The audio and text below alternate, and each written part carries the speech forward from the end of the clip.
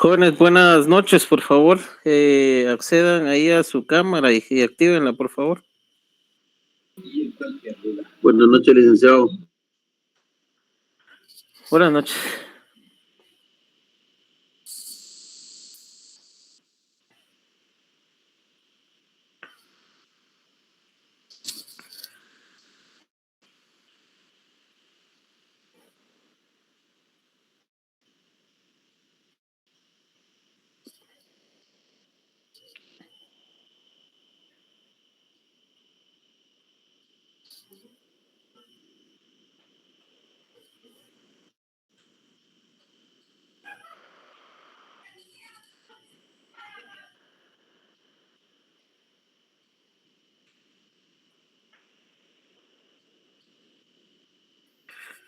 Solo terminan de conectarse, por lo menos la mayoría de sus compañeros, y damos inicio a la clase de jóvenes.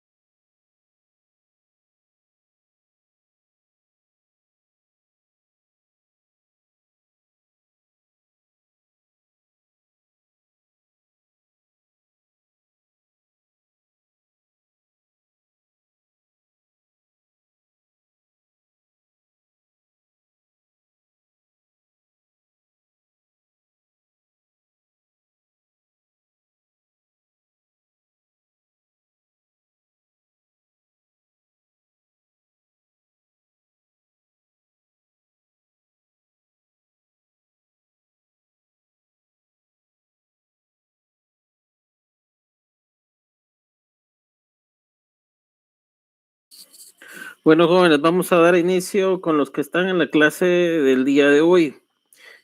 Su cámara activa como siempre, por favor. Y vamos a grabar igual forma la sesión de esta clase. Igual siempre pues es importante que haga ver también la participación de ustedes, puesto que no, al final pues no son muchos los que se están conectando a las clases. Y realmente yo voy a tomar esto en consideración, inclusive a los que les voy a dar la oportunidad para poder nivelar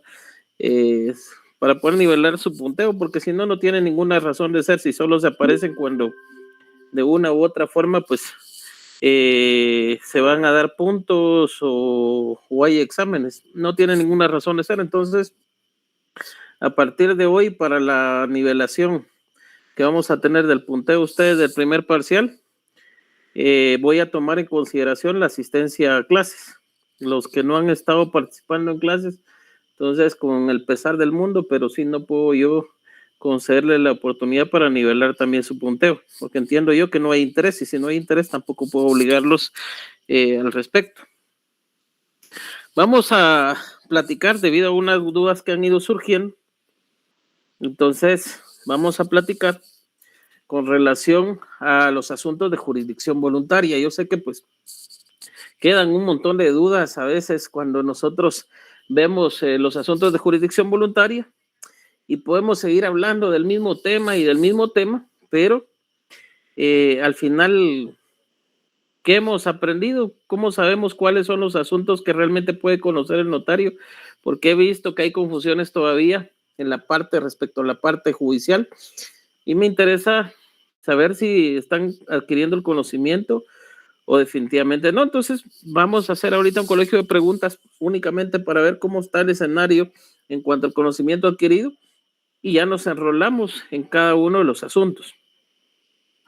Carlos Pérez, indíqueme cuáles son los asuntos de jurisdicción voluntaria, por favor, y en qué ley están contenidos cada uno. Ojo, asuntos de jurisdicción voluntaria que puede conocer, tramitar y resolver el notario, por favor.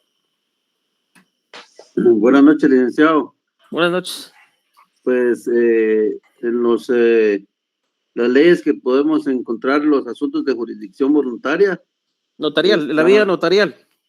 Pues, sí, en la vía notarial, perdón, está el decreto ley 107, Código Procesal Civil y Mercantil, y el 5477, decreto 5477, licenciado.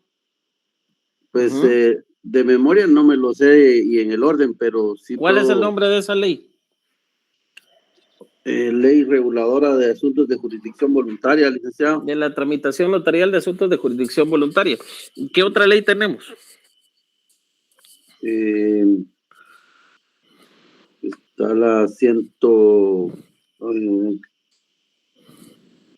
fíjese que le soy honesto, licenciado, me cuesta un poquito recordar la otra, lo que es 120. Bueno, dígame entonces cuáles son los 3 asuntos que contiene el decreto ley 107 del jefe de gobierno. ¿Cuáles son esos 3 asuntos que puede conocer, tramitar y resolver el notario? Está la identificación de terceros, está también la subasta pública y subasta voluntaria. Subasta voluntaria, porque subasta pública puede darse por diferentes circunstancias. ¿Cuál otro? Correcto. Y el proceso sucesorio, licenciado. Extrajudicial. Correcto. Ok, perfecto. ¿Cuál es la diferencia entre la identificación de persona y la identificación de tercero? Que la identificación de tercero es cuando una persona en la vida digamos, es conocido con diferentes nombres o incluso a veces con apodos. Y la identificación de nombre es cuando... perdón, licenciado, no se me viene a la mente la diferencia, perdone. Arlene Adacilia, ¿qué me dice usted de eso? ¿Es correcta esa diferencia que hace Carlos Pérez o usted puede agregar algo más? Buenas noches, licenciado. Buenas noches. Pues si mal no estoy en la no digan eso.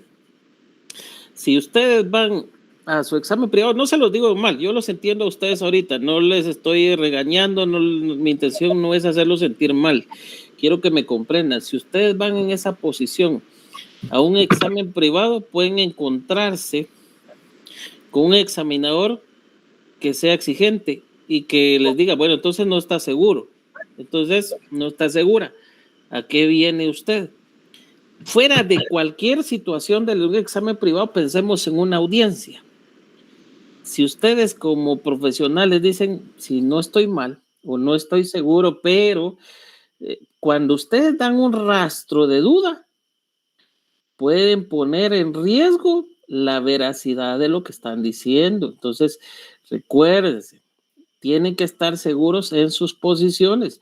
Y si van a mentir, perdone que les diga, pero el abogado tiene que ser experto hasta en eso porque tiene que afirmar.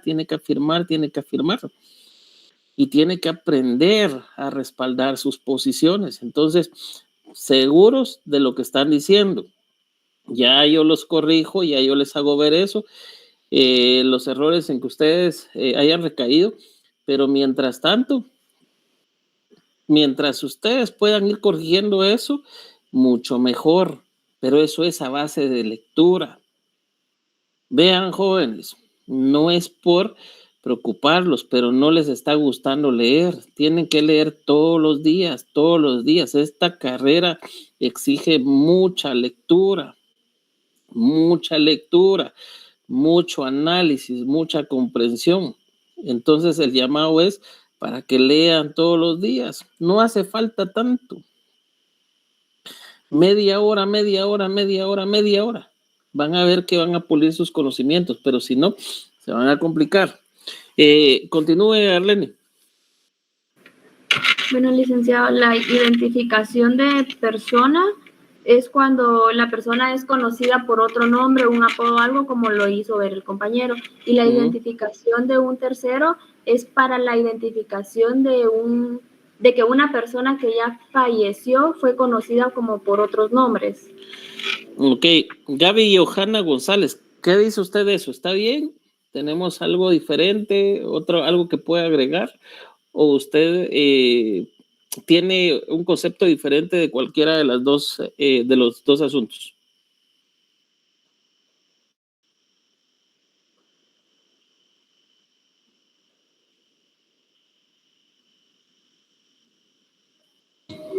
Buenas tardes, licenciado. Francamente, recuerdo solo lo de la identificación de terceros, nada más, lo que el compañero decía. Ok, Erwin Rolando. Buenas noches, Alex. La identificación de tercero es cuando alguien más va por un interés propio, va a identificar a alguien que tiene varios nombres o ha tenido varios nombres de manejo público. Y la de personas que yo vaya a hacer constar los diferentes formas de que uso mi nombre. Ok, excelente. Vamos a ver. Keila Gregorio, ¿qué puede aportar usted en relación a eso? Ahí estábamos, Juan Carlos. Buenas noches, licenciado. Sí, en la mayoría de los casos estoy de acuerdo con mis compañeros que la identificación de persona es cuando uno mismo quiere que lo identifiquen por otros nombres o por ejemplo si se escriben solo con una I o con por ejemplo un nombre que sea Melanie. Se escribe con doble N, pero también se escribe con solo una. Entonces, esos dos nombres puede utilizarlos. Esa es una identificación de persona. Y la identificación de tercero, el propio nombre lo dice, de que un tercero quiere identificar a otra persona con un propósito propio. Un interés, perfecto. Nubia Cerón, ¿qué indica usted? ¿Qué nos puede decir usted al respecto?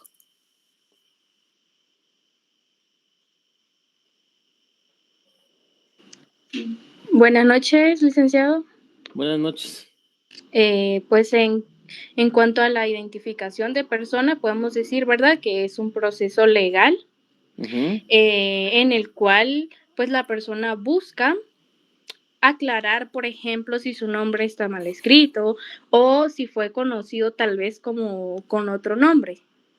Este proceso, pues, como lo ha explicado usted en clase, puede realizarse ante un notario o ante un registro en el RENAP, cuando alguien, pues, utiliza un nombre distinto al que aparece en su partida de nacimiento. Vean, pues, están bien todos, solo quiero precisar en 2 puntos. Bueno, 3 situaciones que se dan en cuanto a los dos, estas 2 situaciones, tanto el cambio la identificación de persona como la identificación de tercero. Estamos hablando de la misma situación. ¿En qué varía? La identificación de persona, en primer término, la hace el sujeto, es decir, la propia persona, valga la redundancia. Verbigracia, en el sentido de hacer ver de forma pública que constante y públicamente se ha identificado o es conocido con varios nombres, es decir, de diferentes formas, ¿ya? Es la misma persona. Si se percatan, esto mismo pasa en la identificación de tercero, ¿sí? La necesidad de hacer valer que constante es decir, de forma recurrente, es decir, hay varios actos donde se ha identificado de diferentes formas. Puede ser que en su DPI, en una compraventa que se operó en el registro de la propiedad, diferentes actos, en un diploma, reconocimientos. Bueno, entonces él dice, constante y públicamente me he identificado como. Eso mismo sucede en ambos casos, tanto la identificación de persona con la identificación de tercero. Diferencias, la identificación de persona la hace, valga la redundancia, la propia persona. La identificación de tercero es alguien que tiene interés en hacer ver que esa persona se identificaba constante y públicamente de diferentes formas, pero que esas formas diferentes de identificarse corresponden a una misma persona, ¿sí? Ahora bien, ¿dónde se matiza esa diferencia? Es decir, no solo en cuanto a quién la presenta, quién la solicita o quién requiere al notario para eso, sino de qué forma. En la identificación de persona, esta se hace en escritura pública y es una declaración jurada. Yo, por ejemplo, acudo a los servicios de Erwin Rolando Cano Divas como notario y le digo, mire, yo quiero hacer mi identificación de persona. Y yo me he identificado constante y públicamente de estas formas. Y si quiero, yo le muestro los documentos donde aparecen los diferentes nombres. Y Erwin Rolando Cano como notario me toma la declaración jurada en escritura pública y yo hago constar ahí que me he identificado de esa manera. Ahora bien, en la identificación de tercero es diferente. La identificación de tercero sí cumple muchos de los requisitos para hacer un asunto de jurisdicción voluntaria. Acta de requerimiento, primera resolución y la notificación y después todos los pasos, pero al final finaliza mediante un acta de notoriedad. Acá no hay escritura. Por eso es que este asunto sí se considera como un asunto de jurisdicción voluntaria, porque en la identificación de persona, escritura, se cumplen las obligaciones notariales y ahí finaliza. En cambio acá se da un escenario totalmente diferente y sí está contenido entre los asuntos de jurisdicción voluntaria. Por eso es que dicen, es que se requiere los servicios del notario para que en acta de notoriedad o para que se declare la notoriedad de tal y tal persona. ¿Qué es lo que se pretende? En la identificación de persona, les voy a poner un caso.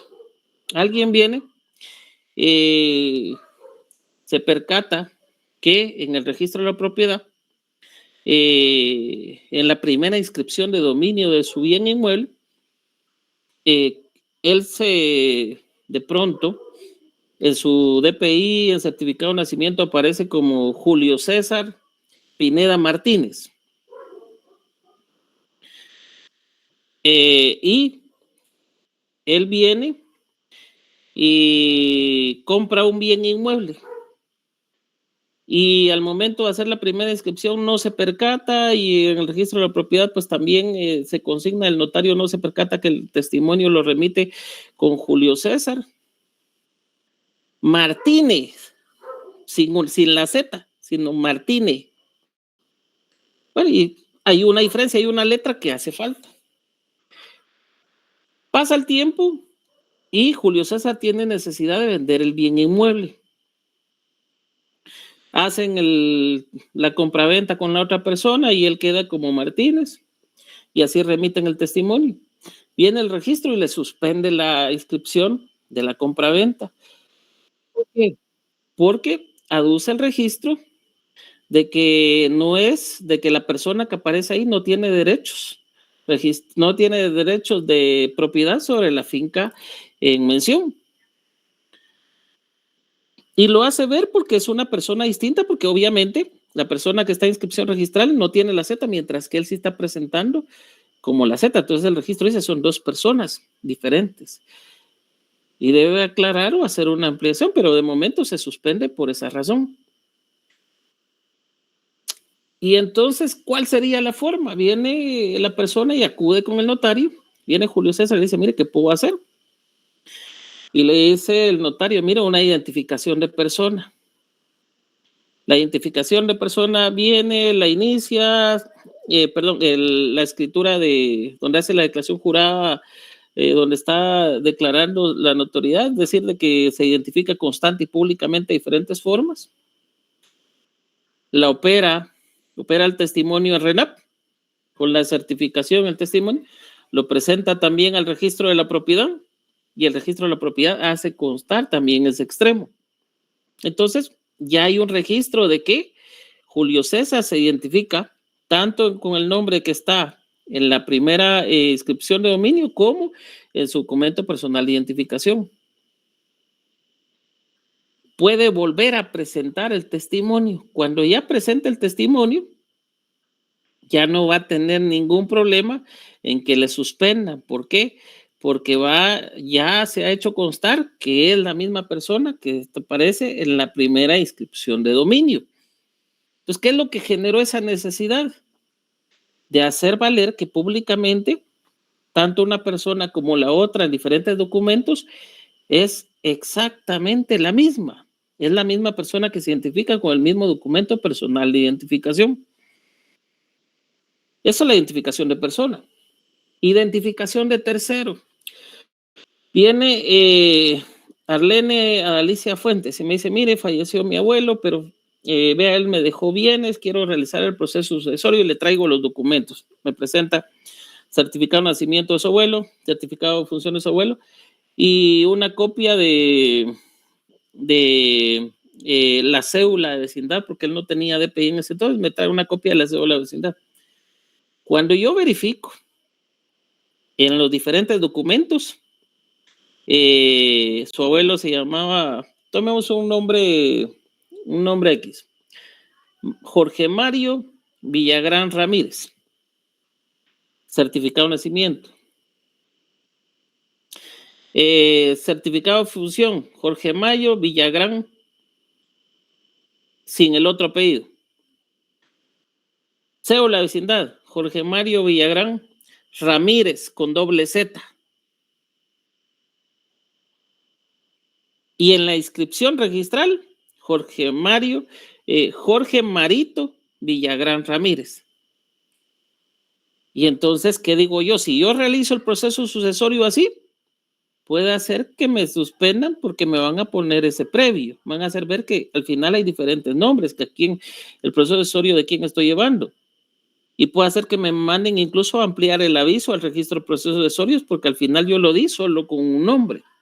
¿Qué voy a hacer para evitarme todo eso antes de que Procuraduría General de la Nación me lo suspenda y me ponga previos?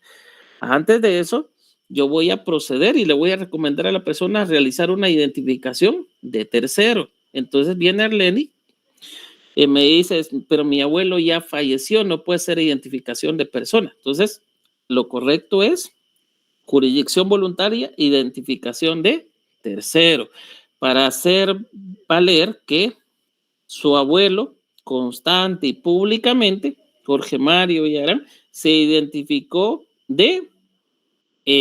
con los siguientes nombres, y pone todos los nombres, los cuales utilizó constante y públicamente de esa forma, pero que identifican a la misma persona. ¿Sí? Si se dan cuenta, la intención es exactamente lo mismo. Hay una razón de ser y hay un por qué realizar ese tipo de hacer valer que constante y públicamente la persona se ha identificado de diferentes maneras. ¿Sí? Pero al final, identificación de persona es en escritura pública, una declaración jurada, lo hace la propia persona, y identificación de tercero es a través de un asunto de jurisdicción voluntaria que finaliza mediante acta de notoriedad, la cual se certifica con suplicado para el RENAP. ¿Sí? En la identificación de tercero lo hace alguien más que tenga interés en el asunto. La identificación de persona es la misma persona. Pregunto, ¿entendimos la diferencia en esto? Sí, licenciado, gracias. Perfecto. Gracias por esto. Perfecto. Proceso sucesorio. Veamos, proceso sucesorio ya sabemos. Dos vías, judicial y extrajudicial. En la vía judicial es a través de un juez de primera instancia. En la vía extrajudicial ya sabemos que es el notario.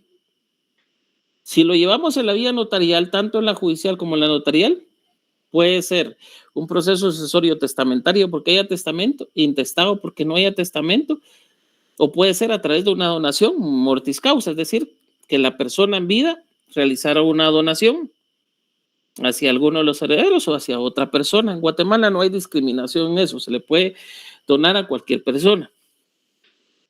Ahora bien, puede ser también un asunto de trámite mixto. ¿Cuándo es trámite mixto? Cuando habiendo testamento no se enumeren todos los bienes que haya tenido el causante y por lo tanto los que están en testamento a través de la vía testamentaria y los que están fuera del testamento por la vía intestada. ¿Qué es lo que cambia ahí? Porque es mixto. La declaración de los bienes del causante, es decir, quiénes son los que tienen derecho a tener esas propiedades de los bienes del causante que están dentro del testamento, se hace la declaración por medio de la vía testamentaria, es decir, a través de la lectura del testamento. ¿Sí? Ya el testador fijó quiénes son los herederos y no hay que hacer nada más. No hay que decir es que su cuota es eso, es que usted tiene derecho al 50%, usted al 25%, eso no pasa ahí. Porque ya en el testamento se dice, el propietario, el causante ha fijado quiénes son los que tienen derechos, indica si dejó por porcentajes, indica qué porcentaje es. Si no fue a través de porcentaje, pues entonces va a decir, tal propiedad le corresponde a mi hijo José Benítez, la casa tal y tal persona, y lo va a distribuir. Y los bienes que no están dentro del testamento, entonces sí se hace la declaración, si estaba el cónyuge o la cónyuge. Primero, la declaración de los gananciales.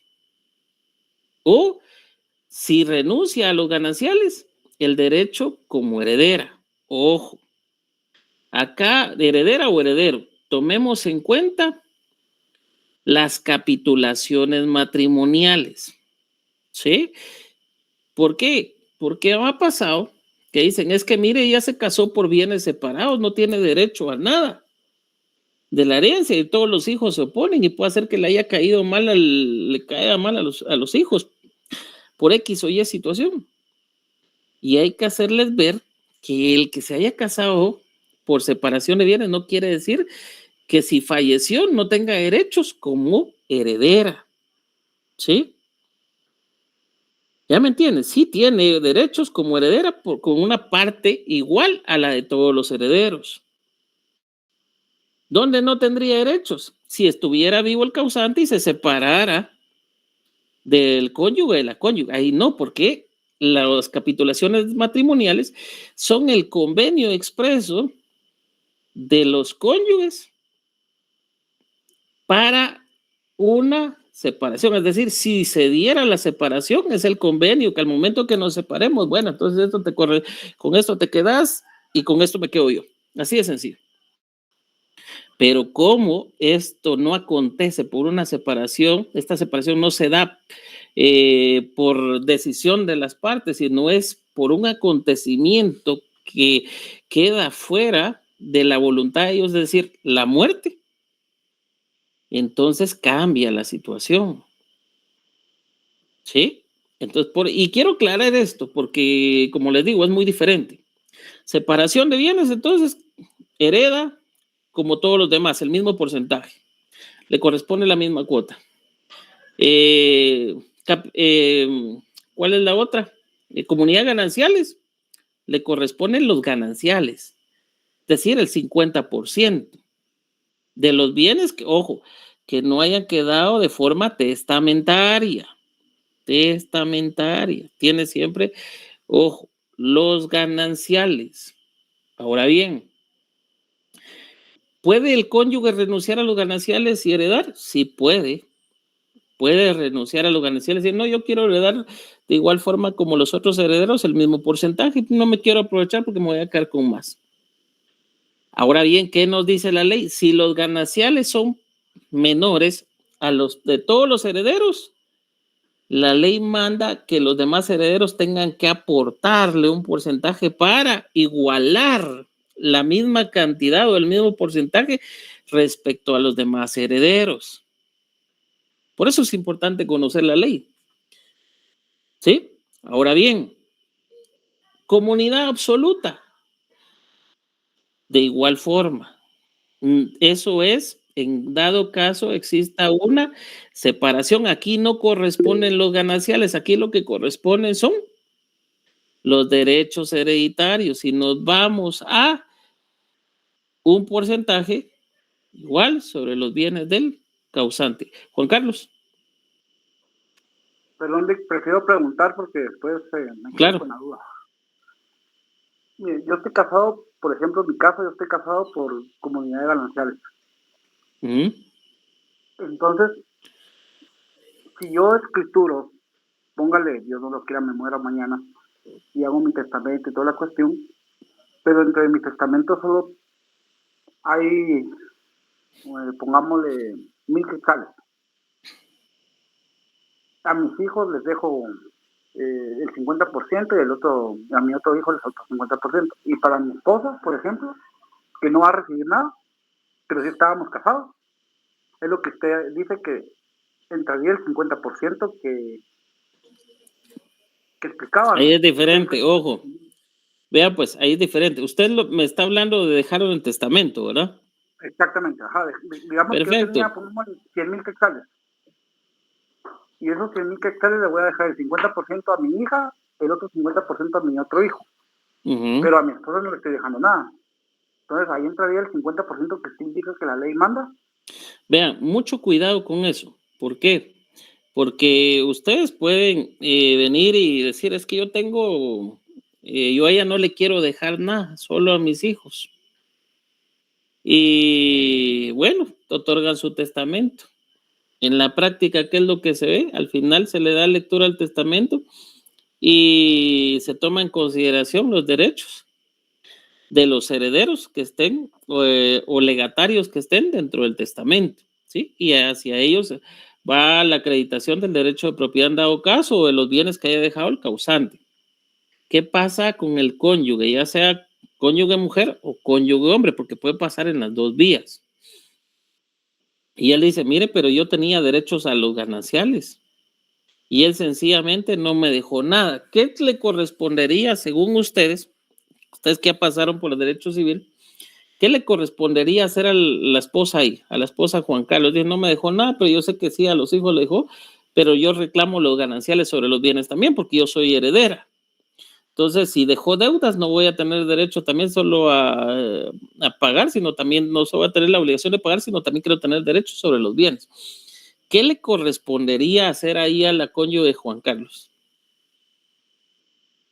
¿Qué me dicen ustedes?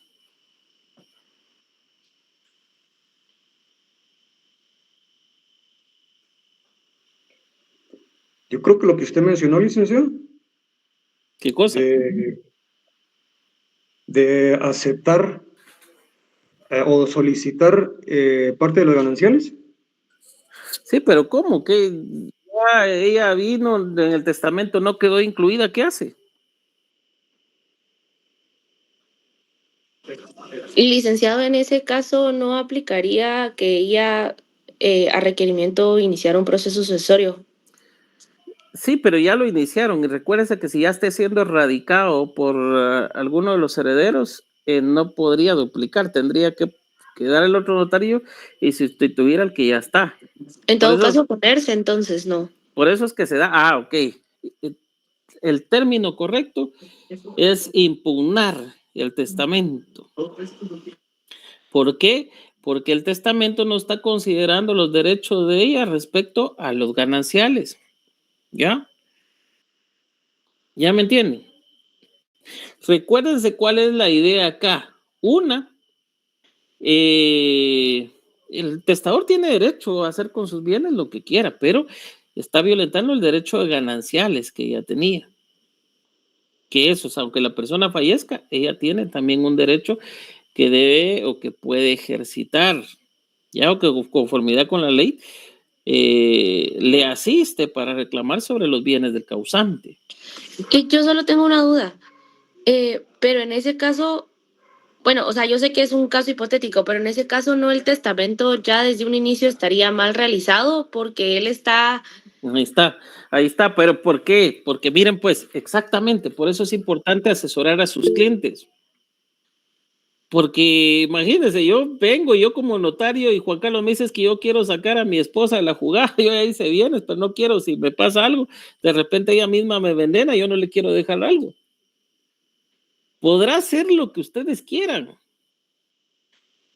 pero yo como notario debo ser imparcial, porque mi función asesora debe ser a futuro, prevenir de que aunque él quiera, puede ser que en el futuro el cónyuge o la cónyuge decida impugnar el testamento y como resultado de eso el juez deje sin efecto la declaración de última voluntad y deba seguirse la declaración de los bienes del causante por la vía, por el proceso sucesorio intestado. Ahí no hay de otra. Recuerden que la intención de impugnar es dejarlo sin validez total o parcial. Nick, pero entonces aquí prácticamente mi última voluntad moriría junto conmigo. Precisamente porque esa declaración de última voluntad debió seguir una función asesora, por eso es que está teniendo problemas. Esa es la importancia que usted acuda a un profesional. Por eso yo no soy tan fanático de decir, mejor hagan un testamento común cerrado. Que ya se sabe que algunos notarios pues se atreven a asesorar en eso, pero decir que es informal, porque incluso el testamento común cerrado debe reunir los requisitos de validez, porque si no, cuando se abra, cualquiera va a impugnar ese documento y se va a quedar sin validez. Entonces de nada sirvió que Juan Carlos, como se dice por ahí, muriera feliz y contento de que no le iba a quedar nada a la esposa, si al final después puede prosperar un tipo de impugnación sobre ese documento. Lo mismo pasa en los documentos en los testamentos comunes cerrados. A veces por el tiempo ya el sobre o algo está roto, presenta desgaste y ya se ven las hojas. La persona que lo tiene en su poder lo presenta así y le da la excusa perfecta para que alguien más diga, mire, ya se abrió, ya ese testamento, esa declaración de última voluntad pudo haber sido violentada. Entonces solicito, señor juez, que ese documento quede sin efecto. Y entonces ahí ya no hay, por mucho que haya dejado testamento, muy bonito que lo haya hecho, ya no tiene sentido.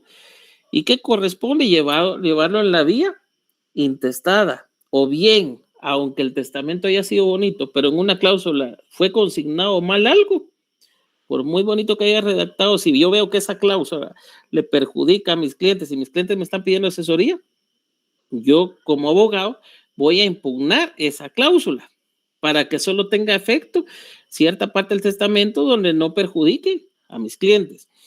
Viceversa. O verbigracia. Lo mismo voy a hacer con el causante o el testador cuando requiera mis servicios. Yo le voy a asesorar. Por eso es importante no solo sacar minutas del WhatsApp, de Cuasi Abogados, de un montón de lugares, porque si no saben encuadrar la voluntad del causante en el documento, en el instrumento público, en la declaración de última voluntad, de nada les va a servir que se vea muy bonito. O tomándose la foto para el Facebook, hoy autoricé mi primer testamento. ¿Por qué? Porque al final, por muy bonito que parezca, no les va a servir de nada. Quien van a afectar es a su cliente. Y ahí radica la función del notario. Ahí radica la función del notario y el conocimiento del mismo. Por eso es importante que lo conozcan. Entonces, me preguntan, ¿qué pasa si no se opone la esposa? No hay ningún problema. Pero si se llega a oponer o algo a avalar sus derechos, seguramente puede prosperar una acción de nulidad respecto al instrumento. Sí, Raúl Antonio. Una consulta, si Juan Carlos fuera nuestro primer cliente y tuviéramos que asesorarlo, ¿será que les pague bien usted? Fuese mejor asesorarlo una donación entre vivos que un testamento? Sí, solo que recuérdese, hay algo muy delicado con eso, porque la donación entre vivos al final cumple la función de un legado.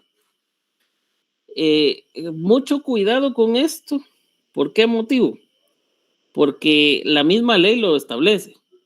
Cuando la herencia, cuando los bienes se distribuyen solo en legados, al final tienen la misma calidad de herencias. Entonces los herederos, los legatarios, dejan de tener la calidad como tal y pasan a ser herederos. Y eso funciona también para los compromisos, deudas y todo. No se duerma Nubia. Eso funciona para eso, ¿sí? Entonces, yo siempre sugiero cuando tienen compromisos y me dicen es que los acreedores de aseguro van a venir y van a buscar mis bienes y si yo me muero, yo siempre sugiero que se quede por lo menos un heredero y que los demás bienes se distribuyan en legados, de tal suerte que si hay alguien que intenta cobrar o ejercitar sobre los bienes, va a ir en contra de los herederos que sí tienen que responder por las obligaciones, pero con los legatarios no va a poder hacer nada. ¿Sí? ¿Me doy a entender en eso? Sí, pero sí, pero yo me quedé con la misma duda, perdón, con lo que usted nos indicaba del 50% para equiparar la donación, o no sé, tal vez yo planteé mal mi problema, ¿no? Sí, imaginémonos que viene el testador y le deja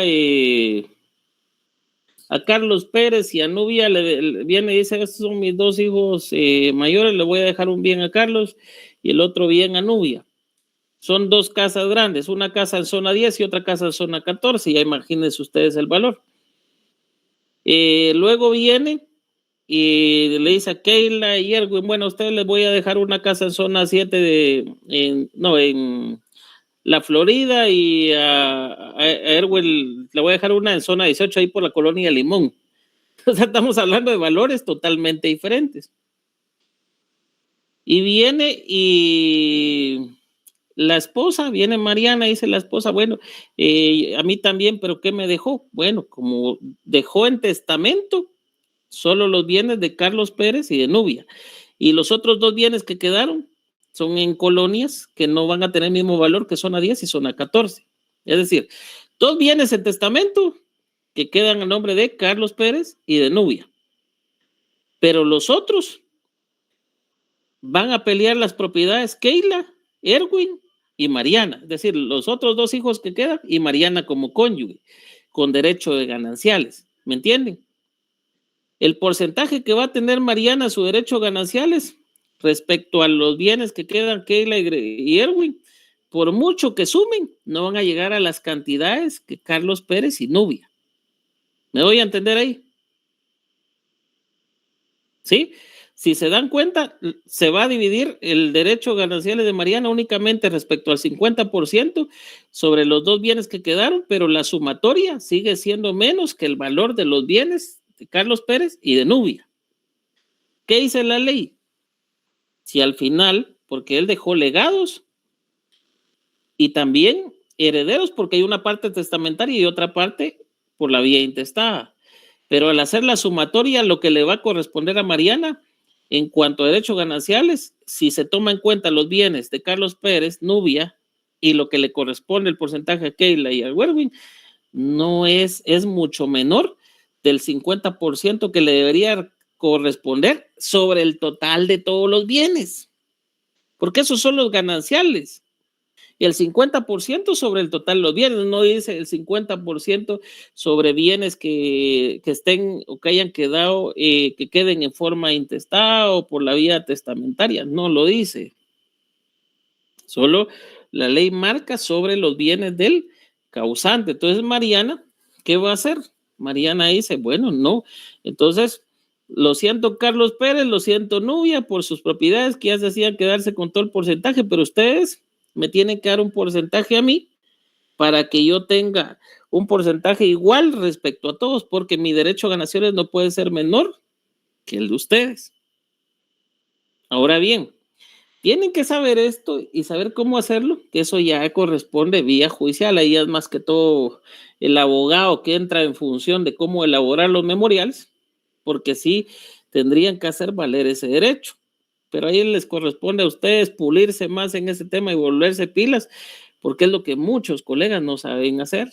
Y desgraciadamente ahorita van muchos en contra de la reforma del Código Notariado y no saben ni por qué se está haciendo, ni cuáles son los beneficios. Que hayan cosas pues que se pueda discutir como en toda ley.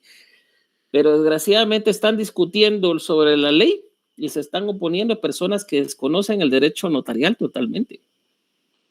Entonces, yo sí soy partícipe que los notarios deban actualizarse, porque imagínense, si actualmente hay errores y los notarios, los profesionales, mientras menos se les exija capacitación, menos se van a actualizar. Entonces, sí requiere responsabilidad. ¿Ya comprendimos esta parte? ¿Sí? Sí, ya me quedó claro. Al final sería la sumatoria de todo para el 50%. Exactamente, pero yo les voy a decir algo. Aunque les toque vender para equipararlo. Sí, muchas veces se tiene que llegar a ese extremo. Yo les voy a decir algo. Hace poco me consultaba un cliente. Al testador, mejor dicho, a uno de los herederos, se le ocurrió hacer un documento que si él fallecía, los de sus derechos hereditarios sobre los bienes de su papá, se los dejaba a su esposa y no a sus hijas. Él tuvo 2 hijas. Y el documento se lo hizo un notario, se miraba muy bonito el documento. El notario se lució ahí a hacer un documento como de 5 hojas. Fue más lo que gastó, porque cuando me consultaron a mí, recuérdense los llamados a suceder. Falleció el señor, no aparecía casado en RENAPE, entonces no podía acreditar derechos sobre ella. Al final ella ya había fallecido, entonces tampoco es que hubiera tanto problema, pero los hijos todavía estaban vivos. Solo había fallecido 1, 2 hijos. Bueno, habían 3 hijos, 2 hijos vivos y uno que había fallecido y quedaban las hijas. Y me dice, mire, solo que sobre los derechos hereditarios de él, no son las hijas las que van a tener derechos sobre los bienes. Aquí le traigo el documento y me entrega el testimonio de la escritura pública. Entonces el notario había hecho, le había cedido los derechos hereditarios a la esposa. Y ojo, ahí todavía no se había dado la junta de herederos. Vean esto. No se había dado la junta de herederos. La sesión, aparte que la sesión, el documento tenía muchos errores porque no se había hecho de forma correcta. Y en dado caso, los llamados a suceder no era la esposa, porque él falleció y él al final nunca obtuvo la calidad de heredero. La calidad de heredero en la junta de herederos. ¿Ya me entienden? Entonces fallece. El documento, por muy bonito que fuera, él nunca asumió la calidad de herederos. Entonces viene y me consulta a mi cliente y le digo, mire, a quienes tiene que llamar a suceder es a sus sobrinas. A la señora yo no la voy a llamar. porque para mí no tiene el derecho al llamamiento a suceder. Y me dice mi cliente, se van a poner felices mis sobrinas, porque la mamá no les quería dar nada, y ahorita van a brincar y van a saltar de la felicidad. Y es una finca que está estimada, un avalúo comercial cerca de los 40, 50 millones por ahí.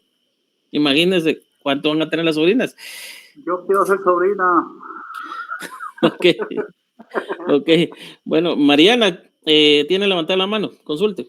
Sí, licenciado. Mire, pero por ejemplo, así como en ese caso, ¿hay alguna forma, como que yo considero que lo que sucedió de que la escritura pública en donde él cedía sus derechos hereditarios a la esposa, o sea, yo pienso que es válido, pero pues ¿Por qué lo piensa usted que es hablaba, válido? porque pues al final van a ser sus derechos aunque él no haya sido llamado a ser heredero, o sea, no se le haya nombrado heredero aún. Lo que me genera duda es, ¿hay alguna forma de que eso pueda suceder previo a... Es que en mi cabeza tiene sentido, pero no sé cómo plantearle la idea. ¿Hay alguna forma en la que esa escritura hubiese sido válida o simplemente él, de la única forma en la que él pudo haber cedido sus derechos hereditarios, hubiese sido posterior a que se le llamara la Junta de Herederos? Por supuesto. Vea, pues se lo voy a poner, le voy a dar un ejemplo claro. A usted le ofrecen un vehículo. El vehículo no está a su nombre, está a nombre de la persona que se lo ha ofrecido. Y le dice, hacen el documento donde se lo ofreció y donde está la promesa de donación, por así decirlo, promesa de compraventa o como lo haya puesto. Y de repente fallece la persona que se lo prometió. Pero antes de fallecer, obviamente la persona tenía, pongámoslo así, era su novio, el que se lo prometió y muy bonito, y usted se enamoró de él por eso, y porque obviamente le ofreció fortuna, le ofreció un montón de cosas y la trató mejor que nadie. Pero ¿qué pasó?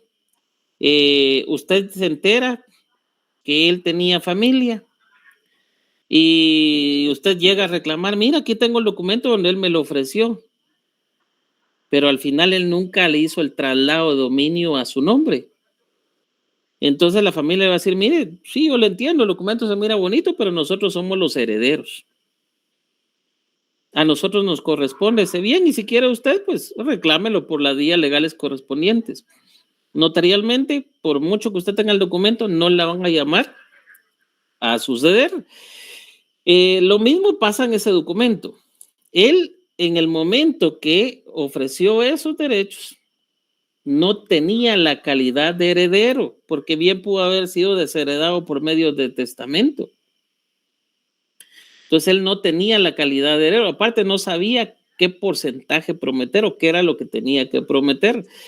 Y al analizar el documento, es muy importante que nosotros analicemos todo, porque yo analicé, perfecto, puede pasar esto, puede pasar lo otro, aún así puedo tal vez tratar de darle validez al documento de esta manera.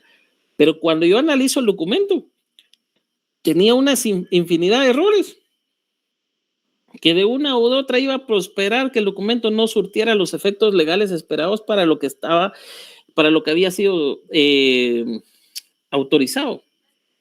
¿Sí? O sea que si, por ejemplo, en su caso entonces no había un testamento aún. En el caso de su cliente no había un testamento aún. Es que esa era la parte que no me quedaba clara. No. Esa era la parte que no había comprendido. Ok, está ahí. Bueno, sí, entonces hace sentido. Ahí no quedó testamento, sino era únicamente de los hijos. Usted viene, tiene 3 hijos. Vamos a utilizar el nombre de los compañeros, con el perdón del caso. Juan Carlos, Keila y Pedro. 3 hijos. Viene usted, fallece. Sus bienes, usted nunca otorgó testamento.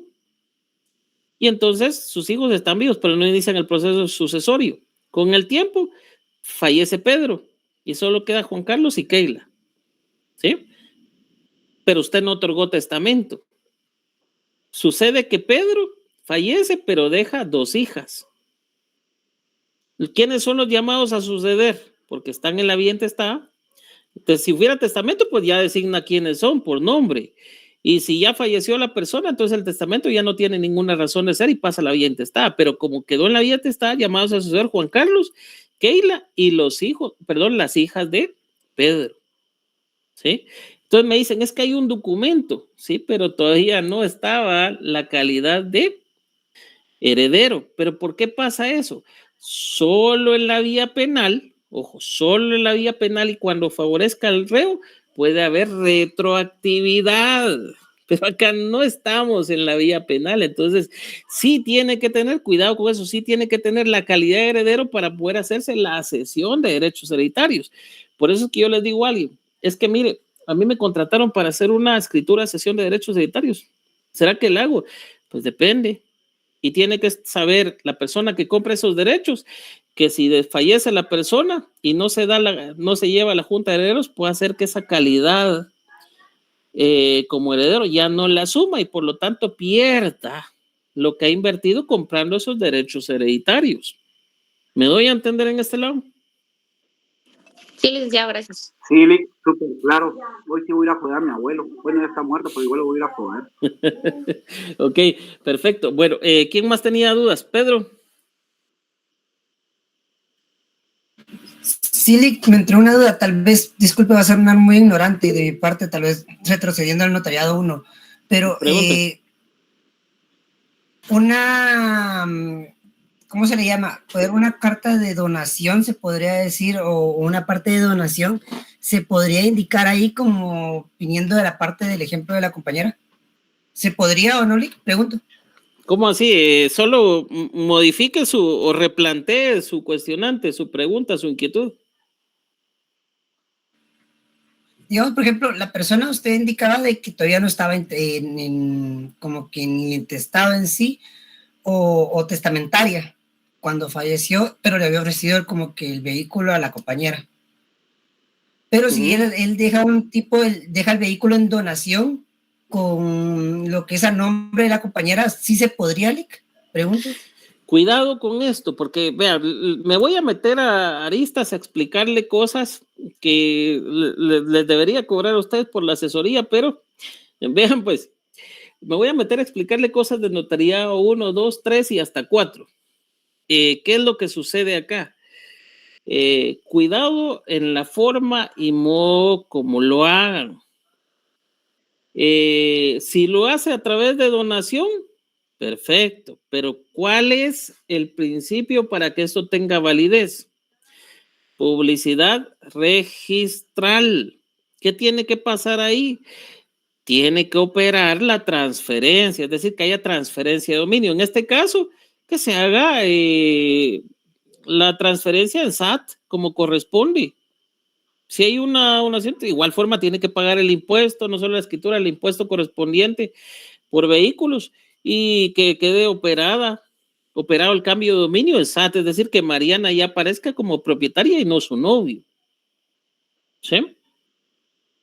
Ahora bien, sucede que, y cuidado con esto, por eso le digo, me voy a meter a explicarle cosas fuera de, pero mi intención es que ustedes realmente comprendan el tema.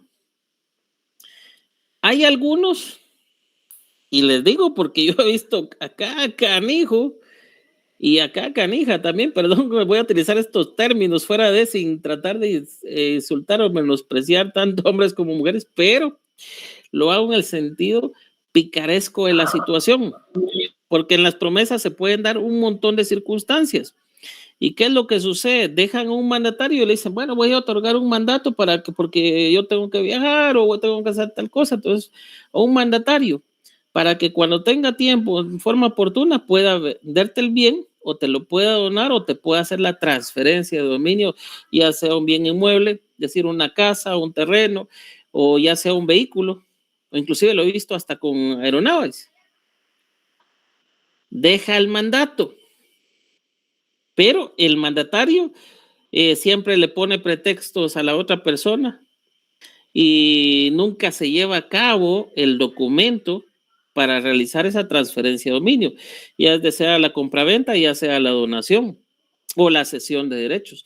Nunca comparece a suscribir el documento y la persona está con la esperanza que sí lo va a hacer, pero se mantiene veámoslo así de forma positiva, dice, no, pero al final designó un mandatario, entonces me va a hacer el contrato de compraventa y no voy a tener problema, o la donación y no voy a tener problema.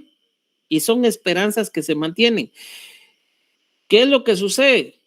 ¿Cómo se mantienen vivas esas esperanzas? Sencillamente la persona le dice, mira, no te preocupes porque ya está el mandatario, hombre. El mandatario se va a encargar de eso. Cualquier cosa que me pase, el mandatario se encarga. Ojo con esto. Cuando fallece la persona, el mandato tiene validez respecto a los actos que ya haya iniciado el mandatario, que todavía los puede culminar, y si no ha iniciado nada, el mandato deja de surtir los efectos. El mandato ya no surte los efectos legales esperados, ya no puede, porque el mandante falleció. Entonces, hasta ahí es como que el mandato viniera y agarrara fuego, desaparece. Y entonces le pueden ir con un notario y todo, pero cuando lo presentan al registro, si el registro tiene datos ahí o verifica que ya no está viva la persona, no lo opera el testimonio, por muy bonito que sea. ¿Sí? Y eso ha pasado. Ha generado, inclusive a veces ahí salen terceros, que ese es el conflicto del tercero registral. Una persona que, aunque ya haya suscrito el documento, muchas veces ya está el documento de compraventa, pero el notario nunca presenta el testimonio del registro. Y el registro ya no lo opera porque cuando ve, la persona ya falleció. ¿Qué fue lo que pasó ahí? La persona falleció, pero como no presentaron ese testimonio, la persona en vida le vendió a alguien más. Y entonces se genera el conflicto del tercero registral, es decir, alguien más que tenía un mismo testimonio, pero como no lo operaron, no lo presentaron el registro, nunca hizo valer su derecho. No se evidenció el principio de publicidad registral. ¿Sí? Y ya, si ustedes llegan a derecho notarial 4 conmigo, ya les voy a enseñar yo cómo proteger ese tipo de situaciones, cuáles son las cláusulas idóneas, qué hacer para proteger esos derechos. ¿Sí? Entonces, ahí es donde impera mucho el conocimiento del notario. Por eso yo les insisto mucho, lean, porque todo depende de eso. El conocimiento adquirido sin lectura es un conocimiento vacío, no sustentado, que tiene muy poca técnica, que tiene muy poco grosor y que al final termina cayendo porque sencillamente no sabemos lo que nosotros estamos o queremos respaldar. Y sonamos tan bonitos, y no quiero insultar a nadie acá, pero cierto político muy importante queriendo respaldar el aumento que se dieron ciertos funcionarios de gobierno, pues quiere utilizar una jerga para impresionar a la persona que le estaba cuestionando, al periodista. Y al final no se le entiende nada. Y le sacan memes ahí respecto a Cantinflas y otras situaciones. Y no quiero parecer como que quiero ofenderlo, sino que mi intención es utilizar el ejemplo para que ustedes comprendan.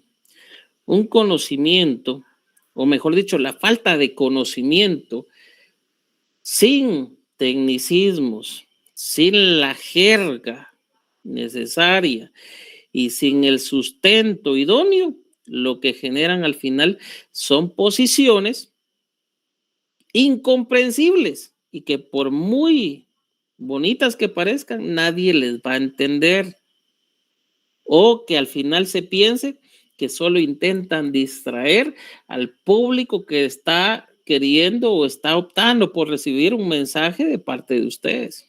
Por eso es muy importante que ustedes lean, adquieran el conocimiento y pregunten. Yo por eso discurro con algunos colegas que dicen es que yo no tengo por qué explicarles eso, es que no es de mi materia. Yo solo lo hago cuando siento que me va a retrasar mucho. Pero de ahí yo trato de explicarles a ustedes de una forma muy amplia, incluso aunque me tenga que meter a otros temas, otras áreas, para que ustedes comprendan el tema. Y mi intención es generarles interés a ustedes en los temas. Si se percatan, quizás no avancemos mucho a veces. Hoy tocamos, ¿qué? Dos temas, apenas llegamos al sucesorio y no todo. Eso ya lo habíamos visto, pero volvimos a recalcar: identificación de persona, identificación de tercero.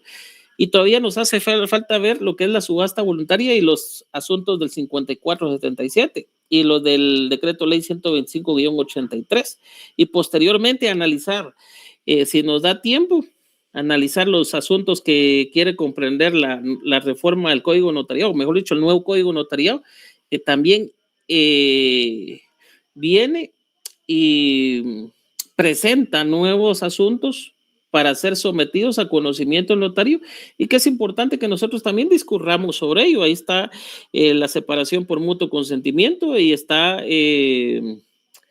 la titulación supletoria. Asuntos muy importantes y que yo sí los veo relevancia para el conocimiento del notario. Aparte hay más trabajo.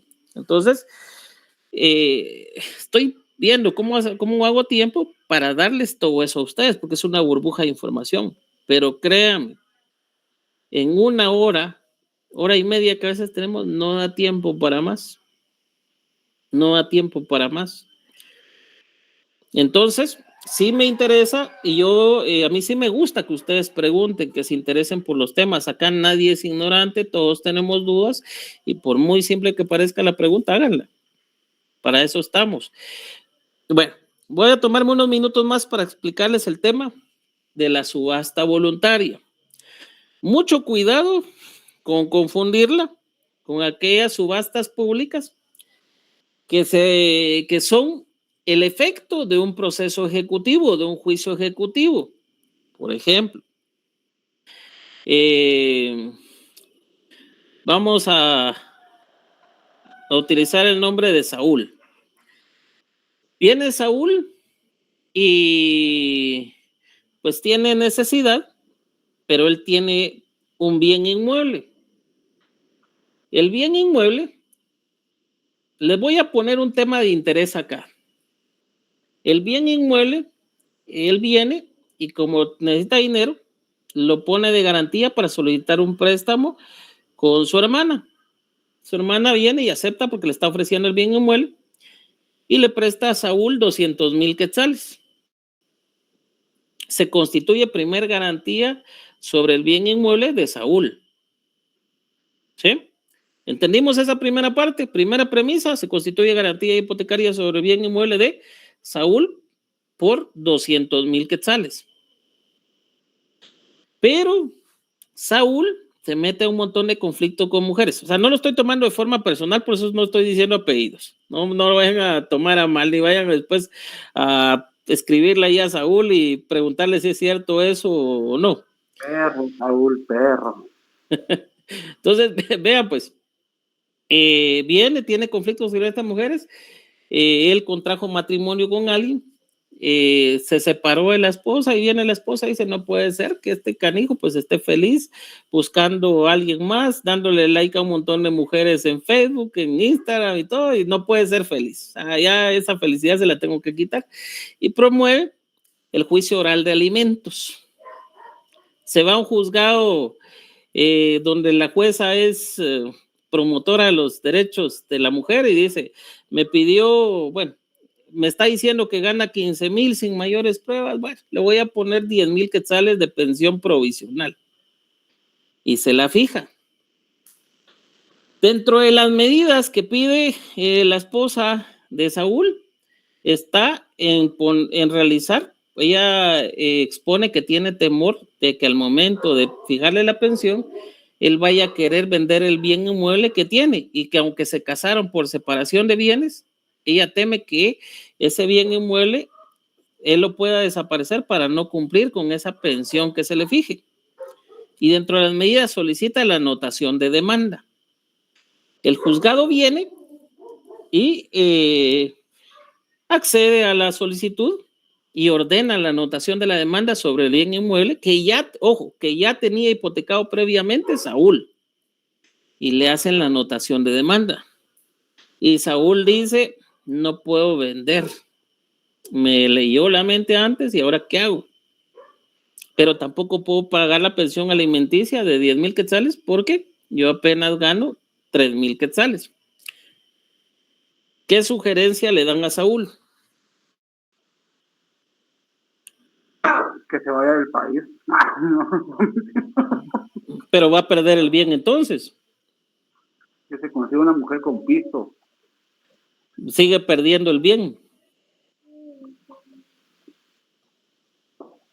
¿Qué sugerencia le dan ustedes a Saúl?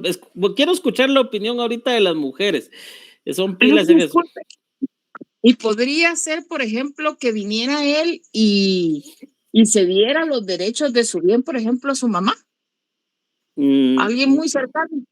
Sí, pero hay una hipoteca y tiene una anotación de demanda. ¿Cómo lo va a hacer? Gracias, Lee.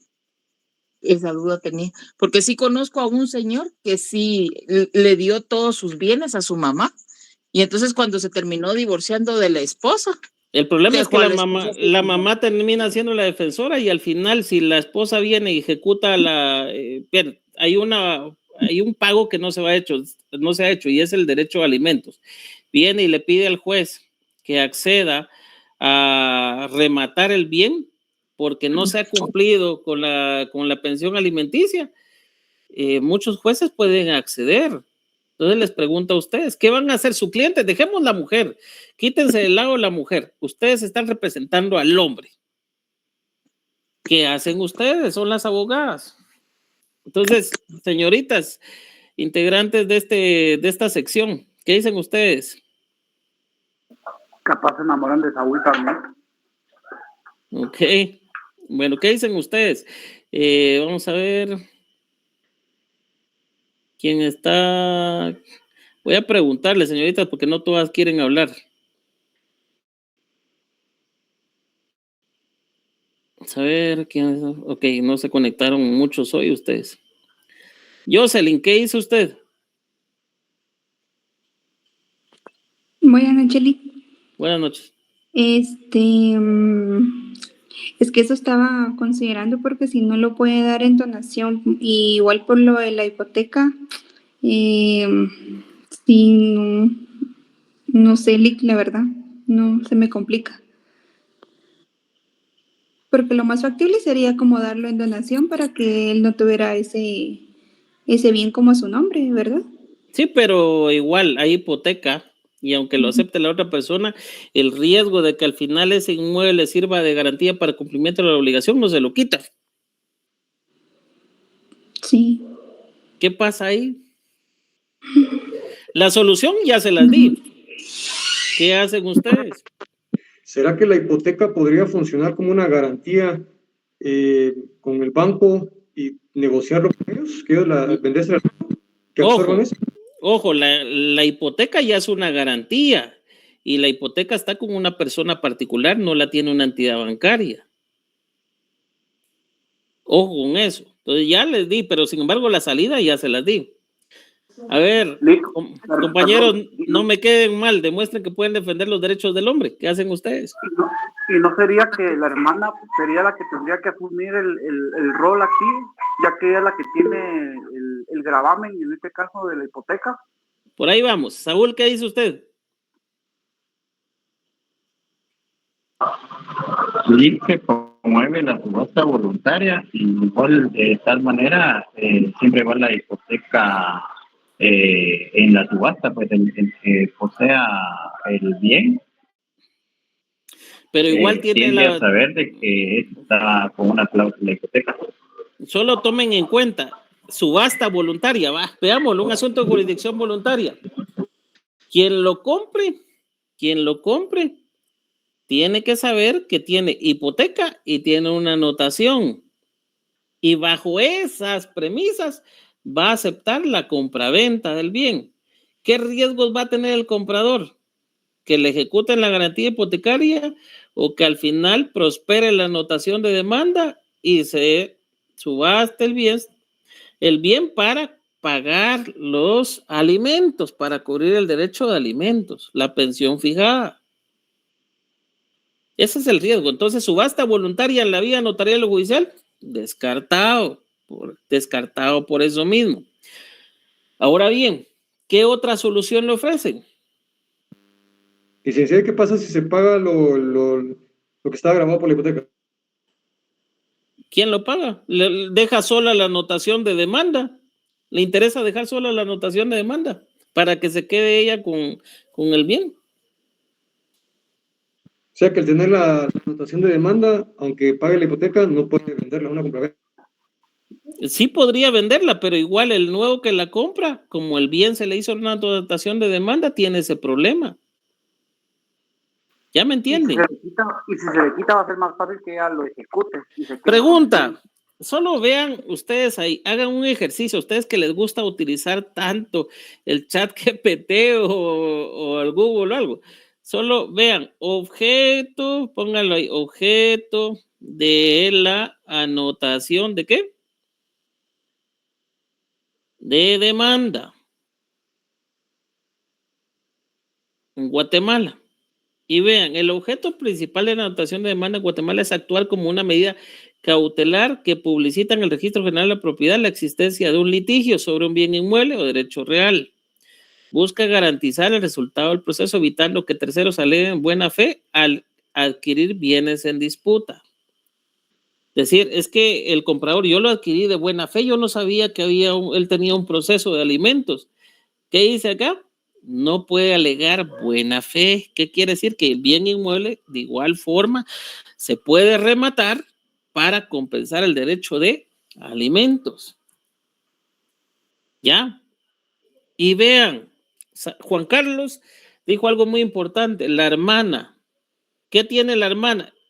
Garantía hipotecaria. Les pregunto, ¿va a ejercitar? Ustedes que les encanta el derecho civil, ¿cuál es el proceso idóneo para esto?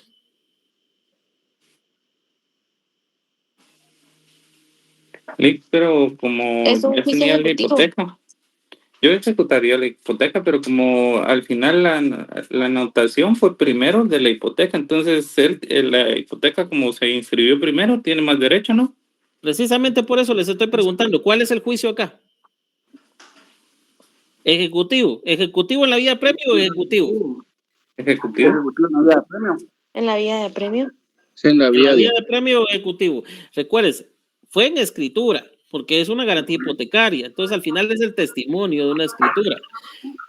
¿En la vía de premio o ejecutivo? Revisen sus leyes. Revisen sus leyes. ¿Qué es materia en la vía del juicio ejecutivo en la vía de premio y qué es materia del juicio ejecutivo de forma normal? Revisen sus leyes, tienen que estar seguros. Perdón que les exija, pero si me van a hablar, acostúmbrense a tener sus leyes. Yo sé que ustedes saben, yo se los puedo decir, pero tengan sus leyes. Sí, es ejecutivo en la vía de premio. Perfecto, ejecutivo en la vía de apremio. Pregunta dentro de ese juicio, no se salgan de ahí. Si hay una anotación de demanda, el juzgado que tiene conocimiento de eso tiene derecho o puede, o mejor dicho, dentro de esa ley está obligado a darle audiencia a la persona que a la persona que ha solicitado la anotación de demanda o al juzgado que solicitó la anotación de demanda. No, pero todavía falta, porque ya. ¿Qué dicen ustedes? Sí, tiene derecho, Lick. No, vean el proceso, vean el juicio en la vía de apremio. No está eso, no está, no aparece, no hay una obligación, no dice el juez, si hubiera una anotación de demanda por alimentos, por otra situación, le debe dar audiencia a esa parte. No lo dice. No, porque incluso, o sea, solo se le da audiencia como para confirmar o sea, al dueño del bien, pues, y nada más, y luego de eso procede a la ejecución. Ah, ok, ¿por cuántos días? Ah, la ley. Son creo que son 3 días, ajá, son 3 días. Creo, quítese esa palabra, de conformidad con el artículo Es que tal, no lo, tal, Código ajá, Procesal es que no lo tengo ahorita aquí en la tantos mano. días. Pero de lo que recuerdo, ajá. 3 días. ¿Para qué? Presenten las acciones legales correspondientes y si no, se remata bien, antes del remate el bien, antes de la subasta pública. Pero acá la subasta no es voluntaria, sino la subasta es a petición del ejecutante, del actor, de la persona sobre la cual se constituyó la garantía hipotecaria. Es la diferencia con la subasta voluntaria que la promueve el propio propietario. En las otras subastas no es el propio propietario quien las promueve, ¿sí? Como en este caso del juicio ejecutivo en la vía premio que les estoy mencionando, acá es la persona a favor de la cual se suscribió la primera hipoteca sobre el bien del propietario, ¿ya? No se le corrió audiencia a la parte de la anotación de demanda. Y ojo, hay una parte, ¿quién me dice el artículo del Código Procesal Civil y Mercantil justo donde está el juicio en la vía de premio? Donde al momento de... Espéreme, porque no les he hecho la pregunta, no se me adelante. Donde está el remate del bien y que al final al pasar a nombre de la persona a favor de la cual se remata o de solicitarse que los bienes se adjudiquen como forma de pago a la persona que está solicitando el remate, porque al final no llega ningún mejor postor y los bienes pueden solicitarse que se adjudique como forma de pago. Recuerden que ese es el objeto de ejecutar la hipoteca. No concurrió a alguien. En primicia no es quedarse con los bienes, sino es subastarlos y que el dinero se pague la deuda. Pero como no concurrió ningún postor, yo como acreedor puedo solicitar que se me adjudiquen los bienes como forma de pago. ¿Dónde está el artículo donde dice que al momento de pasar a mi nombre como acreedor, todas las anotaciones y lo que tengan puede desaparecer? Artículo 313 del remate. Ok, léalo por favor. Orden de remate. Hecha la transacción o fijada la base para el remate, se ordenará la venta de los bienes embargados, anunciándose 3 veces por lo menos en el diario oficial y en otro de los demás circulación.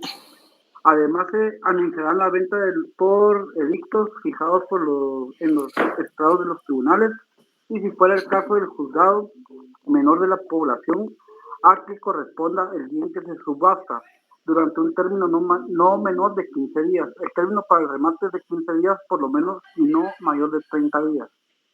No, ese es el fundamento, ahí no está lo que le estaba preguntando. Sí, no, perdón. Pero está más adelante. ¿Quién me dice? Estuardo. Licenciado, es el artículo 3, el último párrafo. Léalo, por favor. Dice, en cualquier caso, el ejecutante tiene derecho de pedir que se le adjudiquen el pago de los bienes objeto del remate por la base fijada para debiendo abonar la diferencia si lo hubiere. Ok, pero no está lo que les pregunté.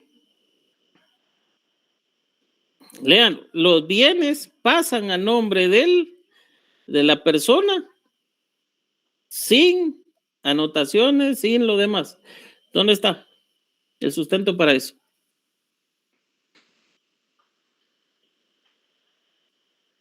Imagínense que le estuvieran pagando ahorita por esa asesoría y que de esa asesoría dependieran 100,000 quetzales, que pueden llegar a su bolsillo si ustedes saben asesorar bien. William Ronaldo. Buenas noches, licenciado. Buenas noches.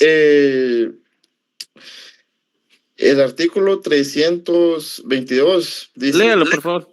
Rescate de los bienes rematados. El deudor o el dueño de los bienes rematados, en su caso, tiene derecho de salvarlos de la venta mientras no se haya otorgado la escritura traslativa de dominio pagado íntegramente el monto de la liquidación aprobada por el juez.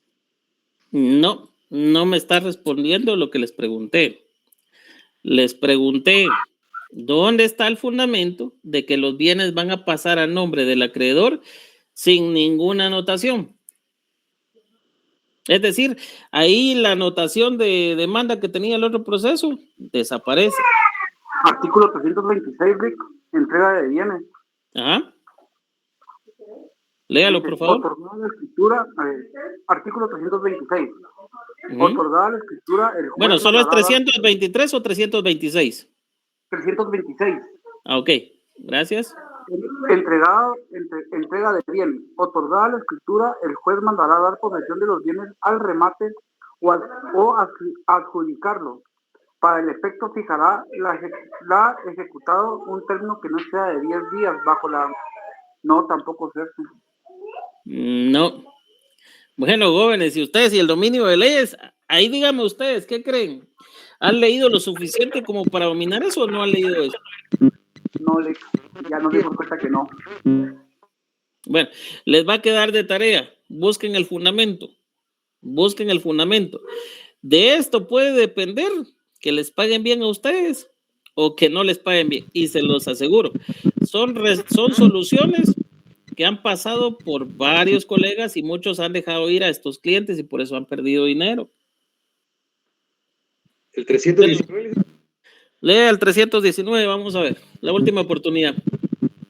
Practicado el remate será la liquidación de la deuda con sus intereses y la relación de las cosas causadas al ejecutante, y el cual liberará orden de cargo del subastador conforme a los términos del remate, los gastos judiciales y el depósito, administración e intervención y los demás. No, es lo que ya había leído Juan Carlos. Vean pues, van a tener oportunidad de buscarlos.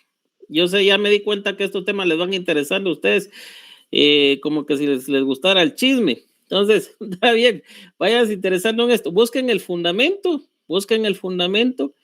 y después lo platicamos cuando sigamos con este tema. Ya nos llegaron las 8:30, si no, no van a cenar. Entonces, continuamos el siguiente día de clases, jóvenes. No, terminémoslo mejor de una vez, ya me quedé con la duda. Yo mire, se los voy a dar, pero primero necesito que ustedes busquen, porque si no les enseño a pescar, van a tenerlo todo. Lean, necesito que ustedes lean. Lean, y van a tener por lo menos una buena parte de su éxito como profesionales. ¿Sí? Entonces, nos quedamos el día de hoy para el siguiente día de clases, jóvenes. Seguimos ahí en comunicación. Cualquier cosa igual vamos a seguir resolviendo dudas en la medida de lo posible, y cualquier cosa pues estoy a sus órdenes. Que descansen todos. Feliz noche. Buen provecho. Pero yo creo que es el 317, ya lo encontré, creo.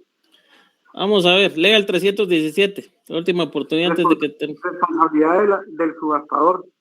El subastador está obligado a cumplir las condiciones a que se le obligan el remate, y si no lo hiciere, perderá en favor del ejecutante y con abono a las obligaciones por lo que se ejecutan el depósito que se hubiese hecho para garantizar su postura, y quedará además responsable de los daños y perjuicios que causare. No. Ojo, la intención y la pregunta es, ¿pasa a nombre de la hermana? Ojo, ¿pasa a nombre de la hermana de él? Porque ella era la acreedora, ya fue a nombre de ella se quedó la primera hipoteca.